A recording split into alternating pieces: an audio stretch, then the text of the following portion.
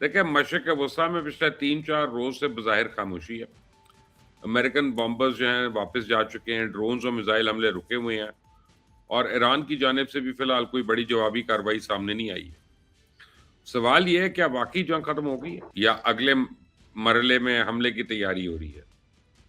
یہ سوال اس لیے اہم ہے کیونکہ ایک طرف قطر کے دارالحکومت دوحہ میں امریکہ اور ایران کے درمیان مذاکرات جاری ہیں، دوسری طرف آبنائے ہرمز میں صورتحال اب بھی مکمل طور پہ معمول پر نہیں آئی، اور تیسری طرف امریکن نائب صدر جو ہیں جے ڈی وینس کے حالیہ بیانات نے پوری دنیا میں ایک نئی بحث چھیڑ دی ہے۔ میں آپ کے سامنے مڈل ایسٹ کے حوالے سے تمام تر اپڈیٹس رکھ دیتا ہوں، اس کے بعد آپ خود فیصلہ کر لیں کہ مشرق وسطیٰ واقعی امن کی طرف جا رہا ہے یا ایک اور بڑی جنگ کی طرف۔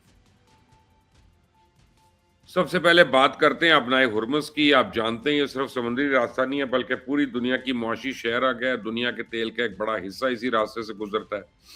اگر یہ راستہ بند ہو جائے تو صرف خلیجی ممالک ہی نہیں بلکہ امریکہ، یورپ، چائنا، ساری یعنی عالمی معیشت متاثر ہوگی۔ ایران اور امریکہ کے درمیان جب جنگ شروع ہوئی تھی سب سے بڑا خوف بھی یہ تھا کہیں آبنائے ہرمز نہ بند ہو۔ جے ڈی وینس نے یہ بھی دعویٰ کیا ہے کہ چند روز پہلے امریکہ کے تازہ ترین ملٹری آپریشن کے بعد آبنائے ہرمز محفوظ ہو چکی ہے، اور پچھلے 3 روز سے تجارتی جہاز آزاد وہاں سے گزر رہے ہیں۔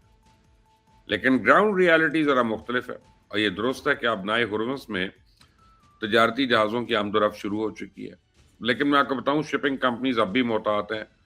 انشورنس کے اخراجات بہت بڑے ہوئے ہیں، جہازوں کے روٹس بدل رہے ہیں، کئی کمپنیز نے اضافی سیکیورٹی انتظامات بھی کیے ہیں۔ اس کا مطلب ہے کہ خطرہ ختم نہیں ہوا۔ یہی وجہ ہے کہ دنیا کی نظریں اب جنگ پہ نہیں بلکہ مذاکرات پہ لگی ہوئی ہیں۔ سب جانتے ہیں اگر آبنائے ہرمز میں دوبارہ کشیدگی بڑھی تو صرف ایران اور امریکہ نہیں بلکہ پوری دنیا اس کی قیمت ادا کرے گی۔ تیل مہنگا ہوگا، عالمی تجارت متاثر ہوگی، نئی معاشی ہلچل پیدا ہوگی۔ اس لیے دوحہ آج دنیا کی امید بن چکا ہے۔ امریکہ اور ایران مذاکرات کی میز پہ تو واپس آ گئے لیکن دونوں کے درمیان بد اعتمادی نہیں ختم ہوئی ہے۔